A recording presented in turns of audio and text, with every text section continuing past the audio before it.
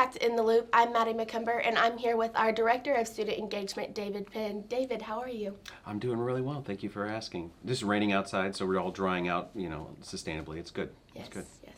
So as Director of Student Engagement, tell us about your journey and how you got to be where you are today. Well, I've not been accused of short answers, so I'll try and keep things brief. Most of my journey has not been a direct line.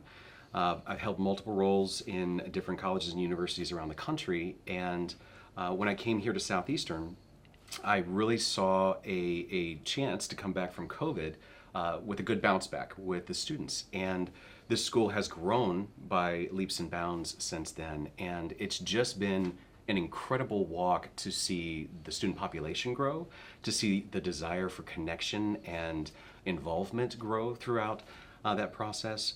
The different roles that I've had help me to speak the language of other departments, so there's a lot of cross-departmental conversations that have to take place, a lot of collaborative efforts. The we language is always there, making sure that we are working as a team that includes the students, and making sure that we treat each other as colleagues and peers all through along the way. And as far as like my journey, I like to think of it in superhero terms, even though I'm not a superhero. I'm just a normal guy.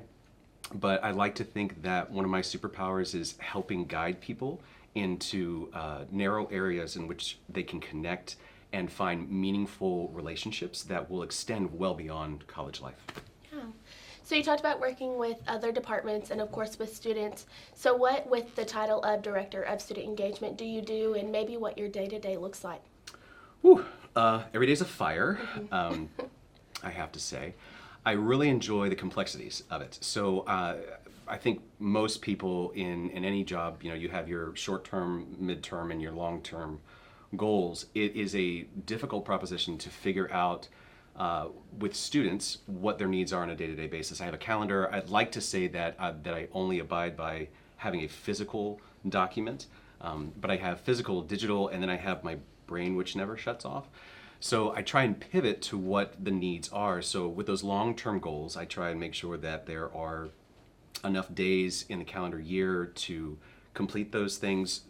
As far as the midterm goals, things that are coming up within weeks or months or towards the end of the semester, ensuring that there's enough resources and people to execute those operations and really enhance the engagement aspects, because our office is small. Like, we don't have a really large bench of individuals, but they're all very passionate and excited about what they do.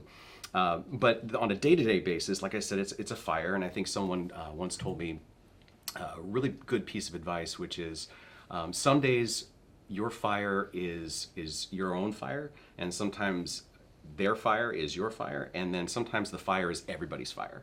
So even though I have traditional hours, somewhat, students can always come and find me. I have an open door and no wrong door policy, where it doesn't matter if you've set an appointment or if you have a thought bubble and you just need to come to my office, because I want to capture your excitement and get it on paper or get it in process, whether it's a student organization, whether it's an activity, whether it's an idea, whether it's service, professional development. Getting all of those things out doesn't always fall well on a timeline throughout the day. So I have to stick and move and pivot as the needs go. So a lot of foreplanning for the longer term things, making sure I have those enough days to do what I need to do. There's not enough hours. So just to boil it down into a fun equation, is I look at it from what was I doing this day last year, if that makes sense. And then I have to dial it back even further and say, what can I accomplish within this 24-hour cycle? What can I do within, because I don't sleep much, so that's, what can I do within the next 30 minutes, the next 15 minutes? And I know not everyone's brain operates that way, but for me, it's a good way to kind of ensure that multiple things can happen at once. There's a lot of crossover, because not one event occurs on campus at a time. There's multiple events, some seen, some not seen. So yeah, a physical planner is a good place to start, but as you get older-ish, you will find that it's important to really pivot in your mind. Yeah. So with all that fire and all that craziness, when you do host events or initiatives for students, how do you measure the success of those? That's a really good question. Traditionally, metrics that people look at are things like attendance. and surveys, like feedback surveys and whatnot. And those are things that we do. But what I find more interesting and what I'm more passionate about is seeing changes in student and even campus administration behavior. So people come out to things like Welcome Week, they come out to Stress-Free Zone, they come out to late night breakfast, soft pitches for those things. We want people to be involved in these processes, but we also want them to be involved in important aspects such as student governance, for example. So SGA, the Student Government Association, is one of those groups, those organizations that influences policy. So you may have seen some of the lights on campus. They've enhanced the lighting around parking for safety and security. This campus is a safe campus. Our police department, shout out, you guys are awesome. But ensuring that student voices are heard and elevated, and that is one of the core functions, one of the many core functions of SGA. Getting students to see themselves in positions of leadership. Now, they could be the president, they could be the secretary, the VP, what have you, or just be a senator and be a voice of the people, the constituents, their fellow students, their peers. So when you're measuring success, it's seeing people that you've interacted with and having genuine conversations with them that reveal their core identity, what really turns their brain on, what excites them, what sparks their curiosity. And for student government, or whether it's line dancing club, maybe they just like to boogie, and that is something that we have that students can get involved in and have a good time and maybe learn a two-step or two. Yeah. So, yeah. Well, you mentioned it earlier. We have events going on that students don't get to see, and then sometimes that they're a part of. How do you balance and manage a bunch of different things going on at the same time? Ooh, team. Next question. No, I'm just kidding. It's a collaborative effort. If I didn't have the support of the students that work with me, if I didn't have the support of every single department, of the administration, of the university, of our sister schools, we would not have the deep bench to draw from all the different experience, because there are a lot of things that other colleges and campuses do and do well, and we replicate those things. We innovate our own things as well. But getting to your question, which was what again? With how do you balance all of the different activities going on at the same time? Yeah, I think when you focus on what the team needs, what the university needs, what the students need, you just have to prioritize and say, this we hold to be true, and this is important. And then you look at the entire university calendar and you say, well, in the spring we do this, in the fall we do this, because you have your landmark events like Homecoming, Welcome Week, Campus Eve, Big Blue, Stress-Free Zone, all of those things that we hold to be traditions here at Southeastern. So part of the job is to get students to connect with those traditions and develop new ones of their own. So balancing just takes, again, careful planning, plotting it out on a calendar as best as you can, and then adapting in the moment, because not every thing that you do will stick. Not everything is considered a success. I have the philosophy of just do it for the one person, and if you just reach one student, then it matters.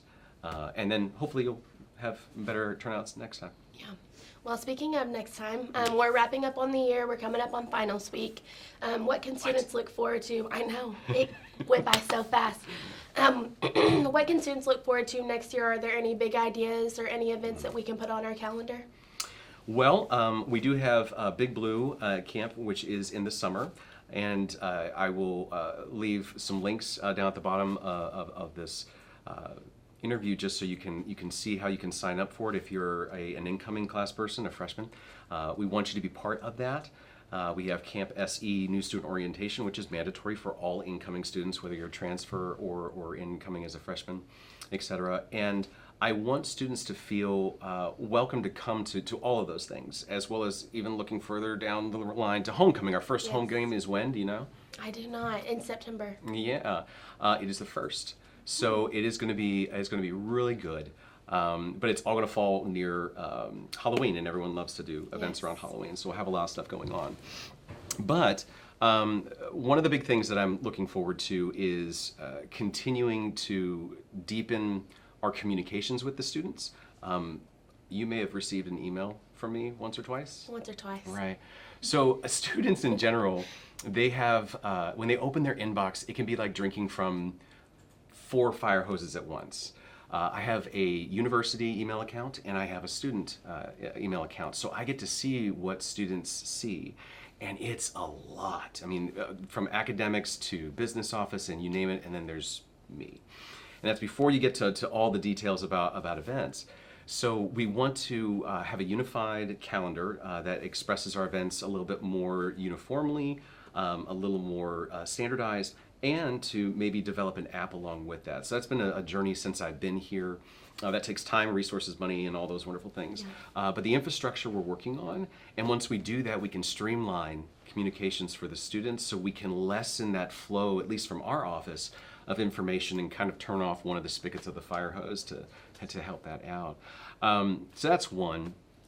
We really want to customize group engagement. So there are some students that really struggle with connecting with events. I won't name them all here, so if there's some that I miss, I apologize. What we have is like athletic, band, we've got theater, cheer, you name it, and their schedules are really what? They're really tight. So they're either at practice, they're performing, they're gearing up for a practice, they're studying, they're students, my goodness.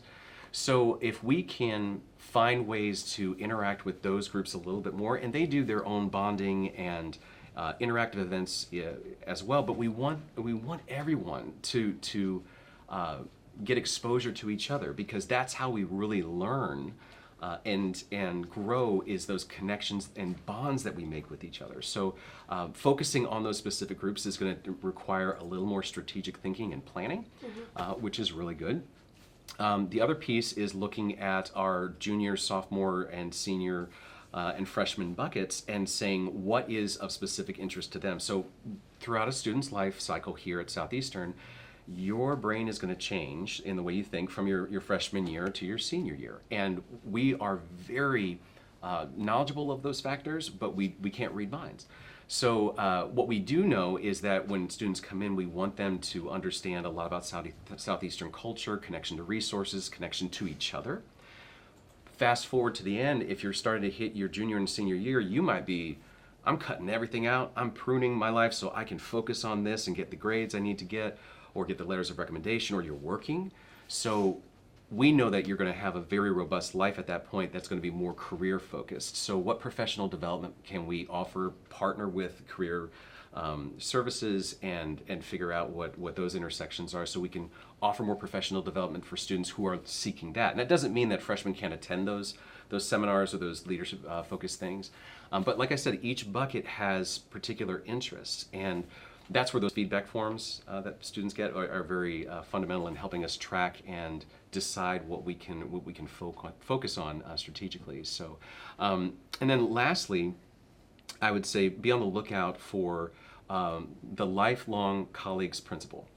The LLC, aptly named, is great in the sense that it is something that I've replicated and worked with at other schools. And I think mostly everyone has heard the phrase, like, treat each other's how you want to be treated. Exactly. Yes. So if you want people to treat you that way, you have to assume the position of humility first. And this might be like a no-brainer type of thing, but we all come in with baggage every single day. We all come in with hot button things on our minds, and everyone knows this when you walk into the classroom or you walk into a work environment. Sometimes you have to check that baggage at the door.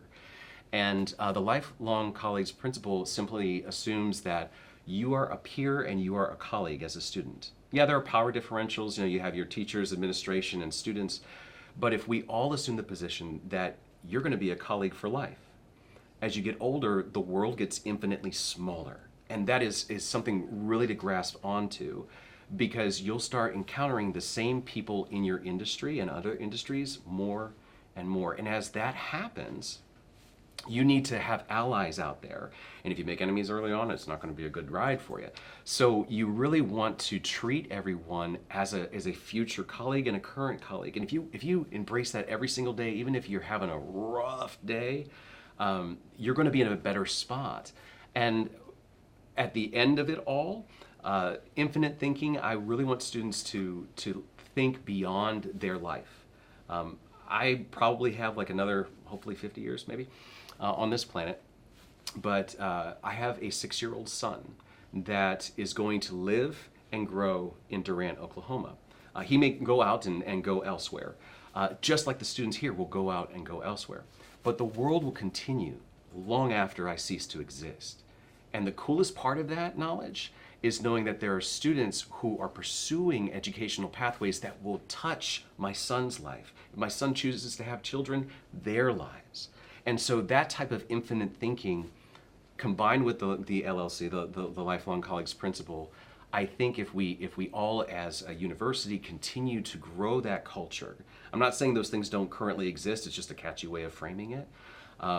You'll see kind of ways that we can do that with mixers and with events, so we can cultivate that peer-to-peer, colleague-to-colleague interaction, so that we're less, not dumbfounded, but we're less insecure, we're more willing to reach out and extend and stretch ourselves to connect. And I hope that's like the through line for this conversation. It's just that we connect with one another, because that's what student engagement is from a holistic perspective. We connect as departments to make a better environment, to create the terms, conditions, activities, professional development for students. And then we want you to connect with us so we stay relevant. Because education at the end of the day is all about replacing ourselves with the next generation. Yeah, and the absolutely. next. Okay, well, thank you so much. I'm Madi McComber, and I'm with our Student Director of Engagement, David Penn, and that was In the Loop.